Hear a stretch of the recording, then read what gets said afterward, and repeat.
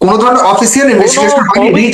Rejoinder is not investigation. আমি আমার প্রশ্নটা এই কারণেই করছি কারণ এখন আপনার বিরুদ্ধে কারণ এই ধরনের কোনো কিছু হয়নি, কোনো কিছু যেখানে হয়নি, হয়েছে কি না হয়েছে এটা তো একটা ইনভেস্টিগেশনের ব্যাপার। আপনি ব্যক্তিগতভাবে বলেছেন সেটা সবাই, আমি যেভাবে বলেছেন আমিও বিশ্বাস করছি আপনাকে, definitely I am very much clear. But যেহেতু একটা আন্তর্জাতিক গণমাধ্যমে এমন একটা প্রতিবেদন এসেছিল বা একটা ইনভেস্টিগেটিভ রিপোর্ট এসছে, সেখানে খুব পুঙ্খানুপুঙ্খ তারা যেটা বলতে চেয়েছে, এটার কি আসলে মিলিটারি আপনাদের মধ্যে কোনো ধরনের ইনভেস্টিগেশন হয়েছে কিনা, যেটা হয়তো আমরা যে আপনি বলছেন আপনার কথা বুঝতে পারছি হয়নি।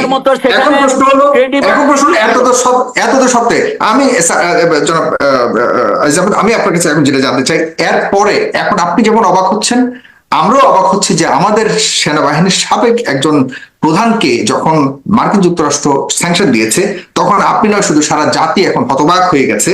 কারণ আপনি শুধু ব্যক্তিগত আজ